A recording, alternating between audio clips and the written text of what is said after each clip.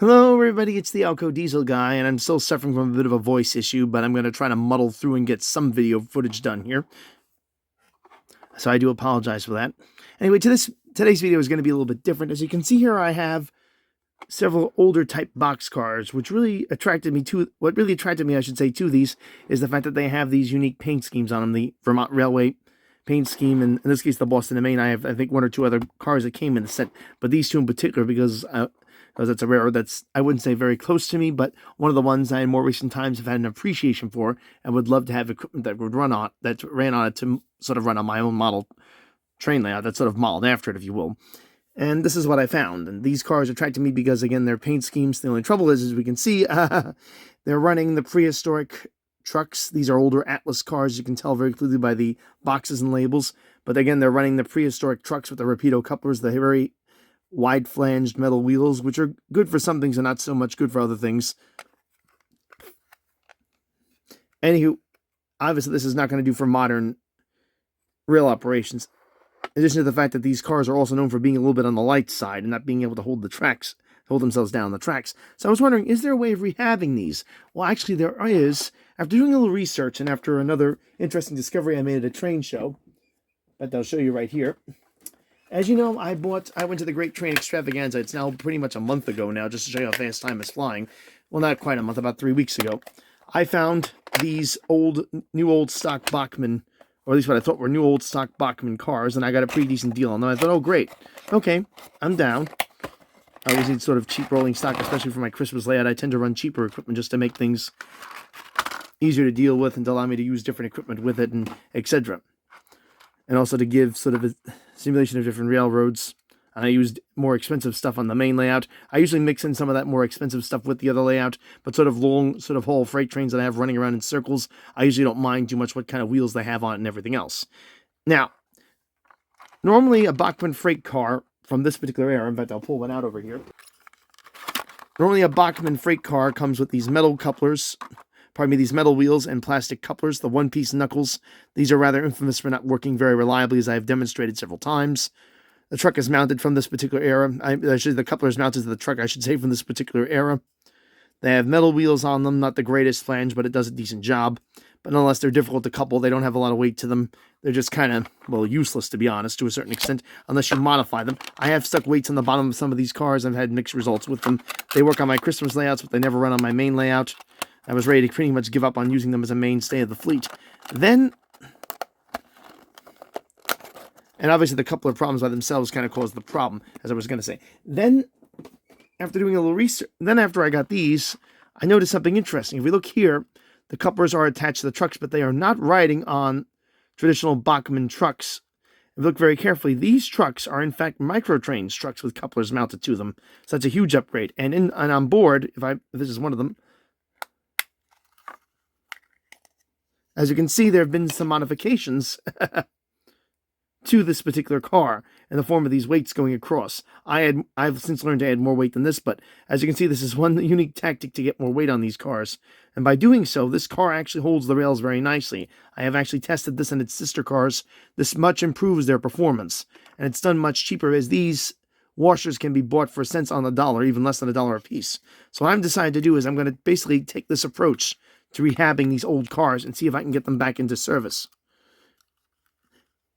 Now, as to the microtrains trucks, which was the big problem, pardon me, my mispronunciation on that, I thought that was game over at that point, because like many people, including my buddy Trains with Shane, who has looked at the couplers and cringed, and I don't blame him so, because I do too, as to how tiny these things are and assembling them and getting them to work right, I kind of was ready to give up at that point. Then I found that microtrains basically has felt the pain of its users for quite some time already, as it turns out, and actually makes these trucks with a coupler assembly already included, all set to go. So essentially, these coupler assemblies are designed to drop right in place of any Atlas car, as well as the Lifelike cars, and even the Bachmans to a certain extent, except you have to use a 9 and,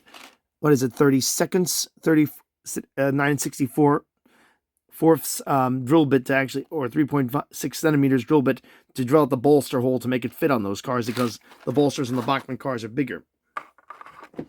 So all this said, when I found that, I realized I had the missing piece of the puzzle. And I could actually rehab these cars, or at least try. And what I'm going to do today is see if I can rehab these and get some of these working. I'm going to try one of these Vermont Railway cars first. Let's get it out of the Atlas box. Now these, because they're Atlas cars, have the bolsters that just pop in and out. So they should be the easiest to deal with. I should be able to just pull these out and push them back in. First, let's get it assembled. As you can tell immediately how light these things are. That car before felt kind of light to me, to be honest. It probably needs more weight, but this thing has no weight to it at all. These are known for derailing. There is weight on here, but just not enough. So what we're going to do is we're going to add weight to this. But first, I'm going to knock out these bolsters and get these out of here. I took this off for a reason, because I'm going to, in addition to having to pull these off, I already see these things flying out. Can I push this out from the top, maybe? Oh, yeah, that works. So I found a new trick. So I popped it out using that. That's very easy. One bolster. Since this is plastic, I'm going to put it right in the box. Put the truck in there as well. Do the same thing here. Again, I'm going to use the pointy side of my sponger and just pop these out. Again, you're learning as I'm learning here. That works really effectively. Okay, so now I've stripped this down to the bare metal, or minimal, whatever you like to call it. Now it's time to start adding some weight, and I think I know how to do that. What I did basically is I went to my local Walmart and bought some weights, similar to what you saw on the other car. Now with inflation, these prices have come up. I had a set for $4 with a whole bunch of different weights in it, but I in the end ended up going for a bunch of different ones. I went with these 5/16 to 18th locking bolsters, locking nuts, or stop nuts as they call them. Could use this for another project I've been doing, so I may have to consider getting more of these in a different size. Unless these are just about as big as I would dare put in here. They're going to add a lot of weight to this car. I don't have to stack the weights up. I figure the idea is to buy them as big as possible, because there's no real difference in price on these as far as I can tell. You get it pretty much the same amount. The difference is I don't have to glue two of these together. I'm just going to do a test fit here. And I'll show you how I put them in. I'm going to put 3 of these in. One on each side where the truck goes. I'm going to make sure the bolster area is not covered, because I'm going to have to shove the bolster ultimately back in it. One in the middle of the car itself, as such. And one on the other bolster area where the truck mounts. So altogether, this was about $125, I think, to get these 3. Now, you think that's expensive. You can buy weights online, but you're going to pay probably about $1 a piece for those weights. Here, I got them all for that $125 price. Or $125, whatever it was, plus taxes. Nice thing is, again, these are easy to access. You get them for your local Walmart. No messing around there. Let's go and just put them up with the lock side facing the top here.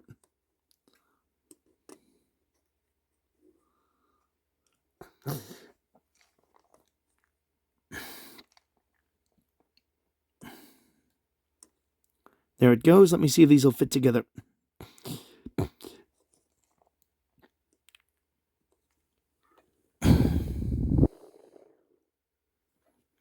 Now I'm just going to test fit these to see if they go anywhere before I try anything else. They should fit nicely. Yep, there we go. They're going to move around now. I haven't glued them. I just want to see if they would fit. And sure enough, they do fit very well. I'm just going to pop this shell off here again. Kind of tricky now. I seem to have had the right size.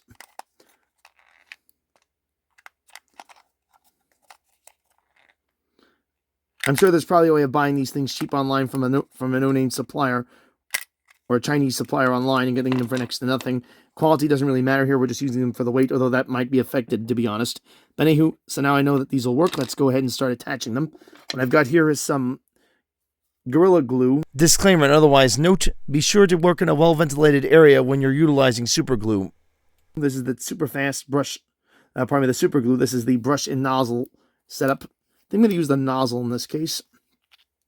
Find that this stuff works most effectively. You'll also want to make sure you're in a well-ventilated room, mind you, before using this. Usual disclaimer applies for this project. I'm going to go now and squeeze a little out here and just cover the ring of this actual bolt of this nut with it, and then gently place it down.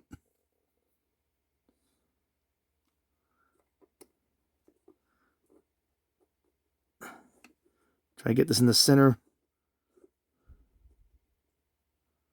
This glue is very effective. It'll start drying immediately. I'm going to let it dry here before I actually put it together because I don't want to glue the shell together. I want to make it so I can get it apart in case I have to adjust anything. I'm not going to put a ton of glue on these in case I have to move them, but at the same time I'm going to put enough that they will stay put if I don't want to move them. It's kind of a tricky number to hit, but it does work. Okay, so again, I just treated that with a little glue. Gonna make sure we slip it right over the top here. If we don't get in the hole, a little bit on the outside there. Slide this about as centered as make this as centered as I can get it. So let's just do that because I don't want to cover the bolster up because I don't know if that's going to affect how it locks in place. Let me go get one more of these. Right here, actually, I have it. Again, just a little glue around the outside.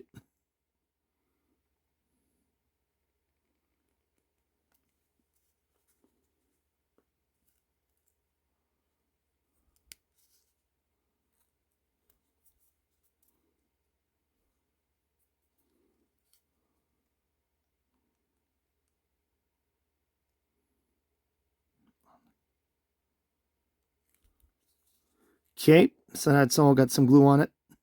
Again, I'm trying to put as little as possible on this thing.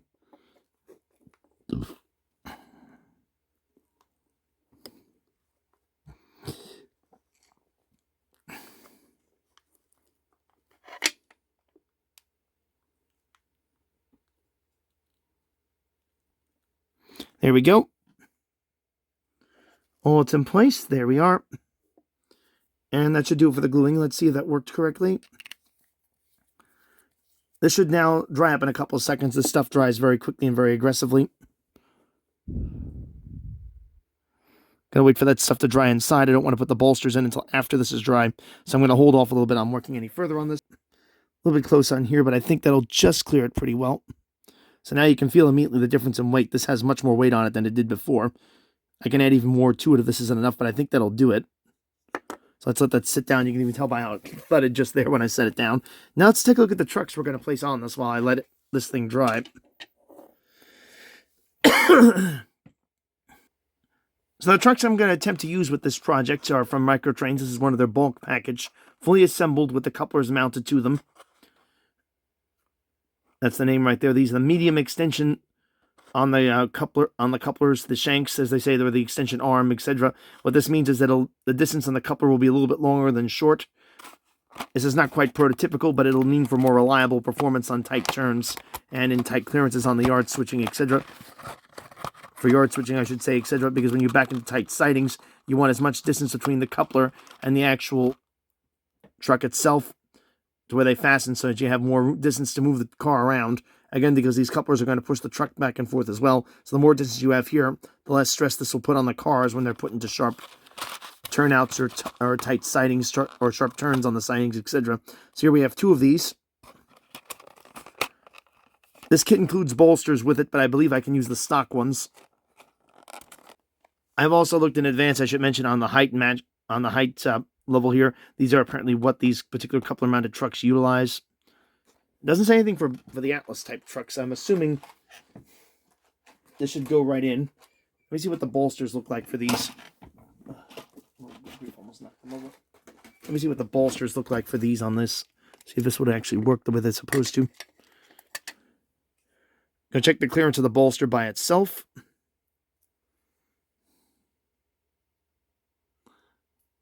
And this is the bolster from the Atlas trucks.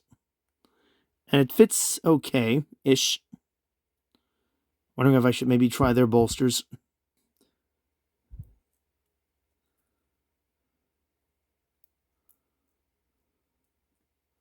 So I've got now one. This is the Microtrains bolster. Or kingpin, I should say.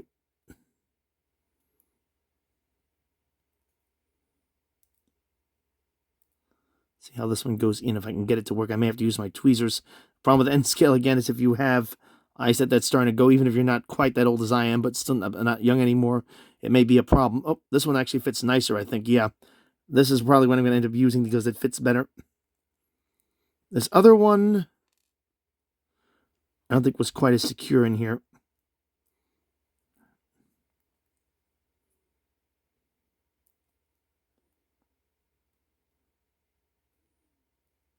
It might work, but I'm not going to transit. So I'm going to see if these standard ones will go in here. This is now pretty dry. Let's go ahead now and try to install these kingpins and see how that works. I'm going to try the Microtrains kingpin first. You know what? I made it so I can still get in here with... I'll lift this up to the camera to see it better. I made it so I can still get in here with my tool and push them back out if it doesn't work. I'm going to turn this upside down now and mount them as such. The reason why I'm doing it this way before I apply the actual top to the car, obviously, is if I do that, there's a good chance I'm going to damage it. Let me actually take you in a little bit here and zoom you down.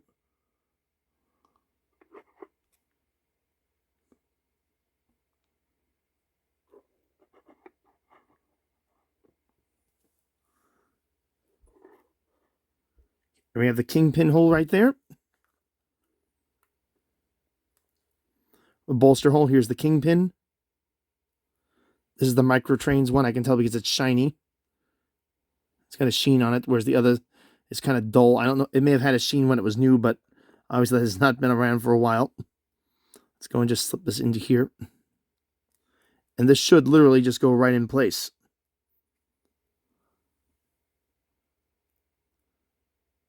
Kingpin's lined up in there. Now I'm just going to gently press this in place. And that should get in there, and there it is. So that does work. So we're going to use their kingpins. That literally is what holds these trucks together, so in case you're wondering. And just to look to see exactly what the difference is, these are about the same length, actually. So it looks like I did pretty well on this. There's about the same. Right or wrong? Is that the same? Yeah, I'd say they're about the same. This coupler is slightly longer. So, yeah, the distance is about the same on it. The medium bolster is what I needed. Let's go grab another one of those and put the other kingpin in. I bet I have one right here. Here's another kingpin. I'm just going to break this off here and use it. I'm going to grab my other truck and then place the kingpin into that. Line the bolster up and see how she goes in. Oh, might help if I put the right truck in here. Someone might say, well, why don't you just make a converter car? The fact is, I don't believe the size of the gauge of these wheels is the same. In addition to the fact these wheels look dirty looking at them closely. I don't think you'd be able to get away with it because if the flange is different on one side than the other, it's going to cause reliability problems, especially on tricky, tight, and not so well done track. So you don't want to make sure that that's as level as possible. So all it's going to do is cause you headaches. And when you're running trains, you don't want to have headaches. You want to have enjoyment. Oop. You also don't want to lose parts like I almost did there. And just press the old pin right into place, and she should go right in. That fits perfectly.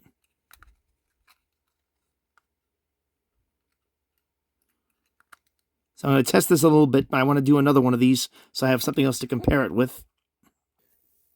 So I guess the next thing to do is to try these on my Christmas layout and see how they handle a running/switching session. The switching session being the most critical, as that's where they're really going to be put to the test.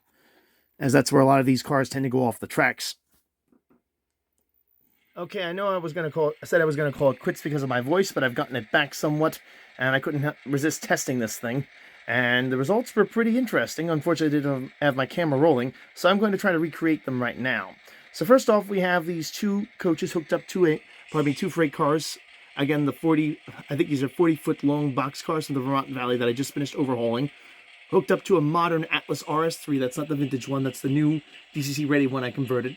I might add, this is a really nice running locomotive. It's good to see Atlas hasn't completely lost their touch with quality because it's been kind of iffy lately. This engine is really something to behold. I have to say, anyone who doesn't own one of these and likes RS3s really should get one. It's my strong advice before they sell out because they're really awesome. And all that said, sorry. Again, that's just me plugging it because I love how well this thing runs. I'm going to go ahead and give this thing a try right now. See if I can shove these cars into the siding right over here. See how they do. First, I should get the engine running in the right direction.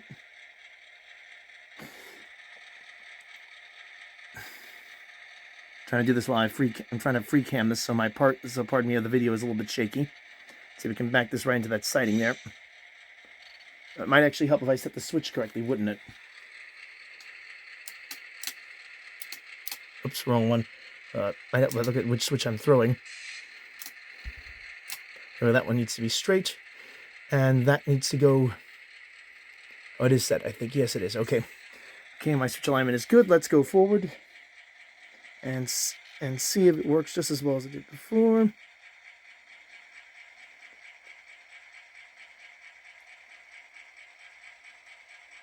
Into the siding. Nice and straight ahead.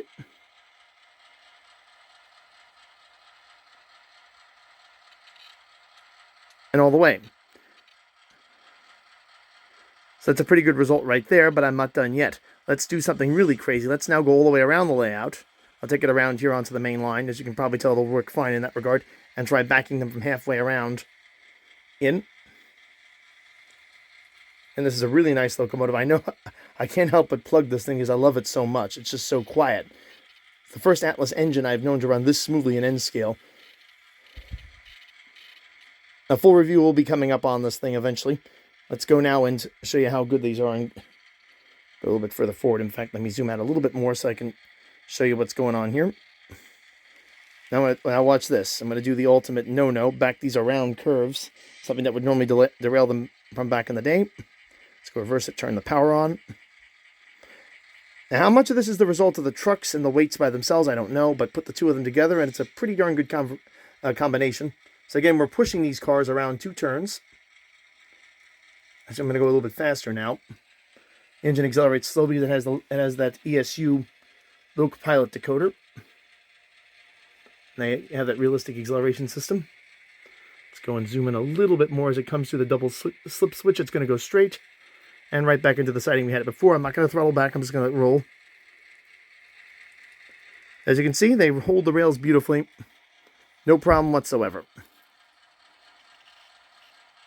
Now let's try dropping these off at an industry. I do have an industry on this line here, as many of you have seen. Let's go take it down the main line and drop it off at this little plant I have here. I'm going to have to back out of the siding so I have the cars facing forward. So let's go back out of here, go back through my switch point here and take it through the secondary track, through the station.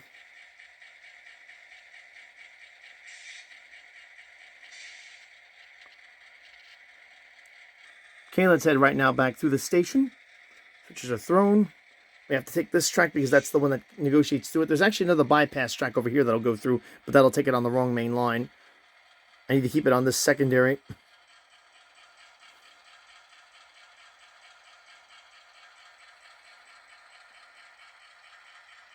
Come all the way around the turn, through the switch. It's an area that would derail many of the older cars beforehand. I have to do it before and after on these, and maybe take some older cars I have like this through the diamond, across the diamond I should say. No problem at all. Past the engine house switch, and it's going to take the right side there and into the warehouse. It's going to run against the side a little bit. That's a 3D printed warehouse. Not perfect, but pretty good. The size is kind of tight, I should say, for 2 tracks. Let's now go the other way. I'm not sure, again, if this was actually meant for Kato Uni tracks. Let's go come back out just to show you it worked. See, nothing's derailed. Everything's staying on the track beautifully. Back through the switch. And yeah, it works perfect. I've tried these on the tighter 150, 85, 150 millimeter. I believe they call curves the tightest one Kato makes. They won't go through there, but it's just because they're too long. Those tracks are ridiculously sharp. That's these over here, these guys right here, these really super tight ones. That's the one thing they won't go through, and I really don't have any other rolling stock with the exception of these really tiny tank cars and a few other things that will go through them. But everything else, this works fine. These, I should say, work fine. So that was a success. I'm very glad I was able to make something out of these cars. It's exciting that I can now build reliable cars that can go through my layouts and run. Hopefully they'll work better on the main layout. In fact, I think I'll test them on that next at one point here.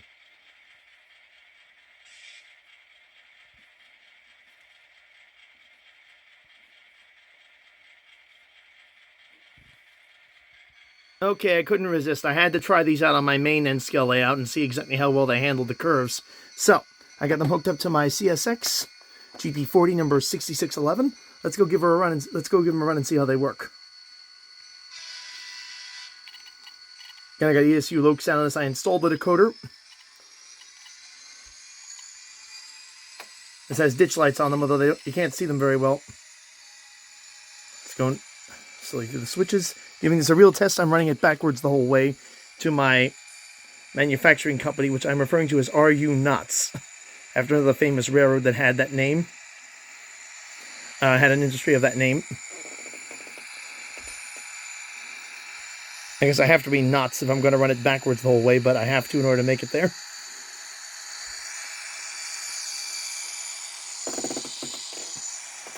Pardon the rough camera work, I had to just drop my controller. It's a little bit quicker than that. It's got a little bit of a trip on the main line to make it to its destination.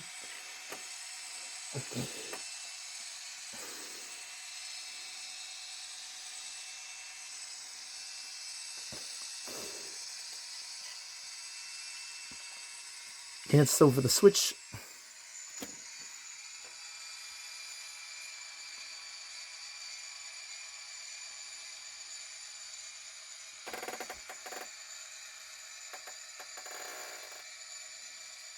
Into the siding we go. Still on the tracks, no derailments. Looking good, looking really good. And I'm not going to be able to stop it before it hits the bumper. There it is, it made it into the siding. Let's see if it survived. Let's go out now.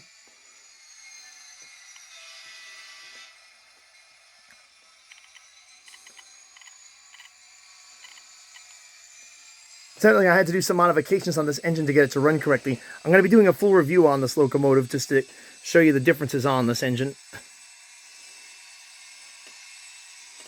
Pardon the glue bottle in there. Again, I wasn't planning to test this. I just had to do it because I was too excited.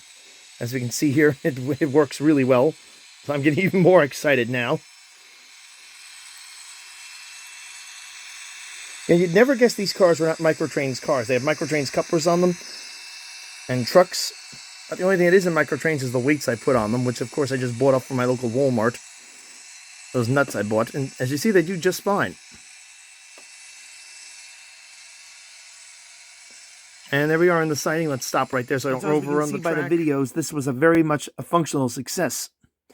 And the question is, was this project a financial success? Well, let's run the numbers. This particular boxcar, along with its sister boxcars, were bought on a lot online, which worked out to them being $5 a piece. Shipping was free. The couplers I utilized, this is the most expensive part, were $70 with the taxes. They cost about 68 something, so roughly 70 bucks. Divide 70 by, of course, 10, as there are 10 pairs in the set. You get to about $7 for the trucks. And finally, of course, we have the nuts I used to weigh the particular boxcar down. These were $1.25 in Walmart, so we get roughly 16, 17 bucks. That's actually pretty reasonable if you think about it, because a comparable Microtrains boxcar from this particular size, etc., would get you at least $22, but mostly $25 to $30. And mind you, that's before you add the weights to it. So is it worth it? I think so. You don't save too much on it, but you do get a custom car. It looks pretty cool.